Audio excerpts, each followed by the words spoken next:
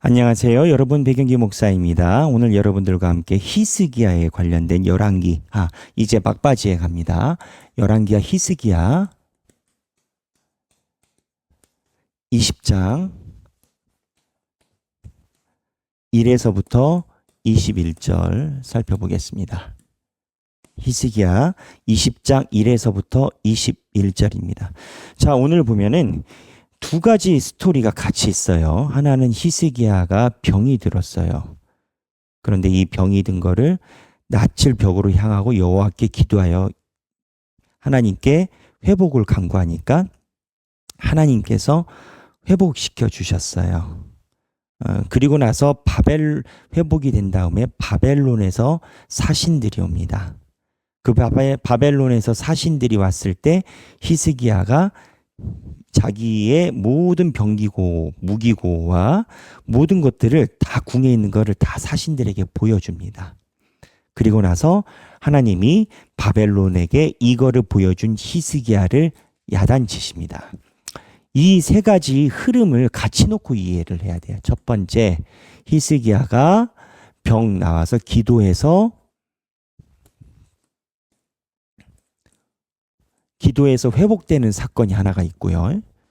두 번째, 바벨론에 온 사신인 거예요. 바벨론에서 온 사신, 바벨론. 그리고 세 번째, 하나님의 응답. 이게 징계예요. 결국은 하나님께서 히스기야를 징계하시기로 한음으로 끝납니다. 그래서 이 세 개를 연결해서 이해를 하는 것이 예전에 참 많이 어려웠어요. 근데 이걸 어떻게 보냐면 이 세 개 연결해서 이해를 하는데 키가 있습니다. 키워드가 있어요. 키가 뭐냐? 바로 히스기야의 기도예요. 히스기야가 자기의 병을 낫기 위해서 하나님께 기도를 하고 하나님께 살려주세요. 살려주시는데 이 히스기야의 기도에 나타나는 약간 아쉬운 부분이 있습니다. 뭐냐면 자기의 공로를 하나님께 말해요. 예전에는 히스기야가 하나님께 공로를 말해서 하나님께서 그 공로를 기억하사 병을 낫게 해주셨다라고 이해를 많이 했어요. 그러면 어떻게 되냐면 이 두 번째, 세 번째에서 단절이 많이 일어나요. 그래서 이러한 해석보다 더 깊은 뜻이 있지 않을까라고 신학자들이 연구를 했고, 요즘에는 어떻게 바라보는 게 맞다라고 대세를 가지고 있냐면 이 기도가 문제가 있었어요. 히스기야가 자, 보면 기도 내용을 볼게요. 20장 2절인데 히스기야가 낫을 벽으로 향하고 여호와께 기도하여 이르되 여호와여 구하오니, 자, 그 다음에 내가 진실과 전심으로 주 앞에 행하며 주께서 보시기에 선하게 행한 것을 기억하옵소서 하고 히스기야가 심히 통곡하더라. 이 통곡을 한 이유가 뭐예요? 1절에 선지자 이사야가 그에게 나와서 그에게 이르되 여호와의 말씀이 너는 집을 정리하라. 내가 죽고 살지 못하리라 하셨나이다. 이사야가 네가 죽을 거라고 얘기를 했다라는 거예요. 이사야가 왜 죽을 거라고 얘기를 했을까요?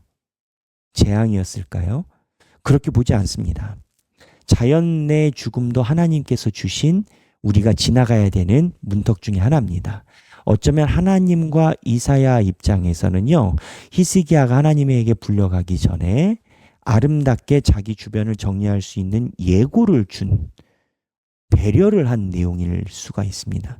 근데 죽는다라는데 좋아할 사람이 누가 있겠어요? 그러니까 히스기야가 하나님 앞에 기도를 한 건 거예요. 살려달라고.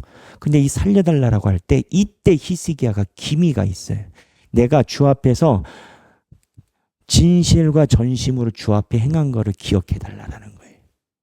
진실과 전심으로 내가 하나님 앞에 무언가를 했다라는 거예요. 그러니까 하나님이 이거를 기억을 해 주시라는 거예요. 좋은 거일 수 있어요. 기억을 해 주시고 진실과 전심으로 얘기를 했기 때문에 하나님께서 기억해 주실 수 있다는. 근데 여기서 제가 말하고 싶은 포인트는 이미 눈치채신 분들이 있겠지만 무언가 내가 하나님께 드렸다라는 이 자의식이 썩 좋은 건 아니에요. 신앙인들은요, 내가 하나님께 드린 것이 없어요. 하나님이 나로 하여금 할 수 있는 힘을 주시고 나를 사용해 주셨다지. 그 기도의 수준으로 얘기를 하면 최상위급 상위 1%에 해당되는 그 그룹에서 볼 때는 올바른 기도가 아니다라는 거예요. 물론 기도를 했다라는 것 자체에서 일반적으로 주는 메시지와 강한 것이 있어요. 그걸 부인하는 게 아니에요. 있어요, 있어. 다른 평신도들보다는 낫죠. 하지만 신앙이 있는 사람들의 눈으로 볼 때 주여 내가 주 앞에서 이루고 아버지를 위해 평생을 달려온 걸 주여 아시지 않습니까? 라고 하는 기도가 그 높이에서는 하나님이 힘을 주셨으니까 했지 하나님 앞에 대놓고 이야기를 할 게 아니라는 거예요. 이게 왜 강조를 하느냐? 그러다 보니까 하나님이 살려주고 나서 이 얘기로 이제 15년을 더 살게 되고 해가 10도가 뒤로 물러가는 그 기적이 일어나게 되죠. 예전에는 그래서 히스기야가 얘기를 했던 전심과 이러한 진심에 대한 기도에 대해서 과하게 막 칭찬하고 조명을 하는 그러한 설교가 맥락이었습니다만 요즘엔 수정 보완이 되어 있는 상태예요. 뭐냐면 이렇게 하나님께 공로를 했었던 히스기야의 인식이 있고 15년을 더 살게 하셨으니까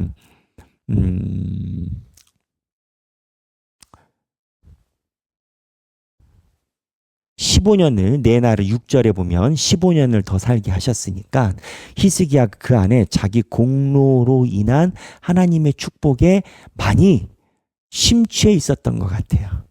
제 추정입니다. 그래서 바벨론에서 사신이 오니까 이 바벨론에게 자랑을 한 건 거예요. 자랑을 하면서 유다에 있는 모든 비밀들을 다 보여준 거예요. 왜 보여줬겠어요? 자랑한 건 거예요. 자기가 하나님 잘 믿고 생명도 연장되고 내가 이만큼 잘 살 수, 왜 바벨론이었을까요? 이제 바벨론이 커가고 아수르가 힘을 잃어갑니다. 바벨론이 신흥왕국이고 그런데 지도상으로 볼 때는 이 아수르가 멸망, 이 바벨론이 이 지도에서 여기거든요. 이 지도에서 보면 바벨론이 여기입니다. 이 조그맣니다. 아수르에 바벨론이 조그맣게 포함되어 있고 여기가 아수르고 여기가 유다니까 멀리 있다 생각하고 마음 놓고 자랑을 합니다. 근데 머지않아 이 바벨론이 이 아수르를 점령해 버립니다. 그리고 바벨론이 내려와서 유다를 멸망시킵니다. 히스기야의 아들들인 왕들을 멸망시킵니다. 이 바벨론이. 그러니까는 히스기야 때는 바벨론이 이렇게 강대국이 아니었는데 바벨론에서 협력하려고 사신을 보내니까 자랑을 한 건 거예요. 내가 말이야, 이렇게 했더니 말이야, 하나님이 말이야, 이렇게 자랑을 하게 된 건 거예요. 그러니까 하나님이 화가 나셔서 심한 징계를 내리십니다. 어떠한 심한 징계를 내리시냐? 보면은 성경 본문에 보면 20장 18절에 왕의 몸에서 날 아들 중에서 사로잡혀 바벨론 왕궁의 환관이 되리라 하셨나이다. 환관이 뭡니까? 내시입니다. 내시가 된다라는 건 뭐예요? 거세시킨다라는 거예요. 그러니까 히스기야의 아들들이 나중에 바벨론에게 멸망을 당해서 사로잡혀가고 그 중에 내시가 강제적으로 돼서 바벨론 왕 궁정에서 굽신거리며 사는 그날이 올 거라는 겁니다. 굉장히 질책을 받게 된 건 거예요. 오늘 바벨론이. 그래서 오늘 우리가 생각해야 될 부분이 굉장히 깊어야 됩니다. 어떤 부분이 있어야 되느냐 생각하기에요.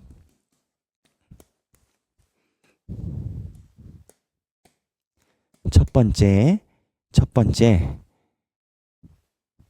자랑이 아닌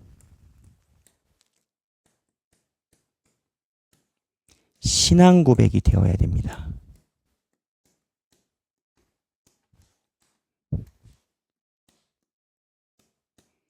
그렇다면 어떤 게 자랑이고 어떤 게 신앙 고백입니까?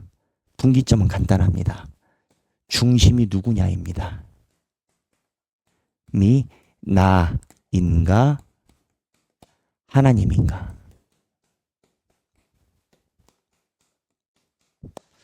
여기서 신앙이 차이가 생깁니다. 무슨 내용이냐? 이렇게 나눔을 할 때 모르고 그러는 경우니까 우리가 있을 수 있어요. 이렇게요. 내가 오늘 너무 마음이 힘들었는데 나의 하나님께서 나에게 힘을 주시려고 갑자기 생각지도 않게 누가 나에게 애들이 이쁘다, 맛있는 것 좀 사주라라고 30만 원을 보내셨다. 내 마음을 어떻게 아시고 하나님께서 나에게, 근데 내가 이런 축복을 받게 된 것은 내가 하나님을 위해서 열심히 봉사도 하고 살아가고 내 주변에서, 이게 우리가 일반적으로 하는 그러한 고백입니다. 이 고백을 문제 삼자라는 게 아니에요. 근데 잘 생각해 봐야 돼요.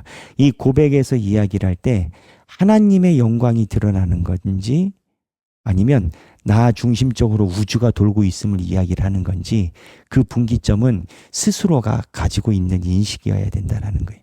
자랑하고 신앙 고백의 차이가 뭔지 아세요? 나눔을 할 때 자랑하고 자기가 글 잘 쓴다 또는 무언가 자랑하는 것하고 신앙 고백의 차이가 뭐냐? 그것을 나눴을 때 거기에서 드러나는 게 나인가 하나님인가에서 차이가 생기는 겁니다. 히스기야는요, 하나님께 생명을 연장할 때 자기의 성신과 진실을 하나님께 말씀을 드렸고, 하나님은 그런 걸 따지지 않으세요. 근데 자기의 공로가 있다라고 생각했었던 히스기야의 그 성격이 결국 바벨론에서 사신이 왔을 때 터져버린 건 거예요. 그러니까 바벨론 앞에서 하나님이 하신 일을 자기가 한 것처럼 터졌을 때 하나님이 자녀들을 환관으로 만들어버린다는 거예요. 다윗과 거꾸리 돼버렸어요. 다윗이 비록 마지막에 말년에는 힘이 없고 레임덕에 의해서 초라하게 죽었을지도 모르겠지만, 다윗은 마지막 죽는 그 순간에 하나님의 이름을 더욱더 높여드리는 인생으로 귀결이 됐어요.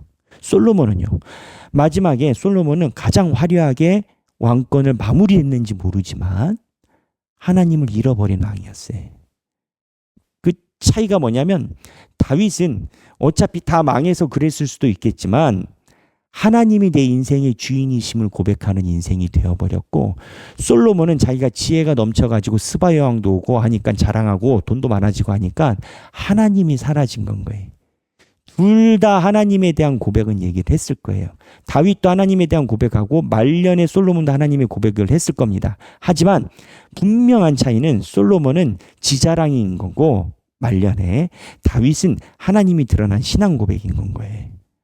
그러니까 히스기야가 처음에는 하나님을 높여드리는 신앙으로 갔다가 하나님이 살려주고 하니까 자기 자랑이 된 건 거예요.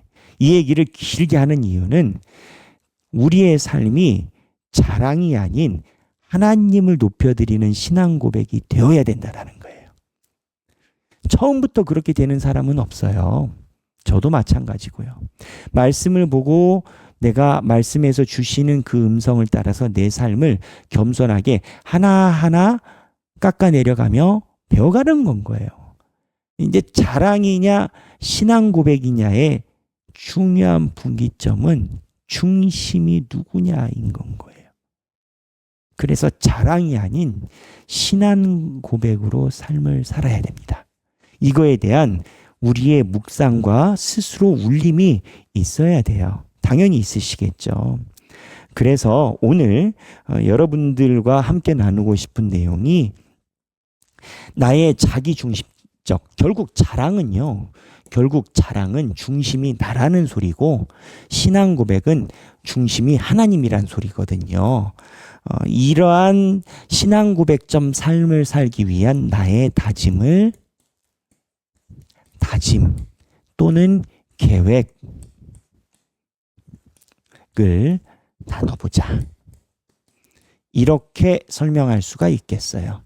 자, 오늘 중요한 분기점이 나옵니다. 히스기야에 대해서 19장 통째로 히스기야 20장이네요. 히스기야에 관련된 20장 말미에 해당되는 부분이에요.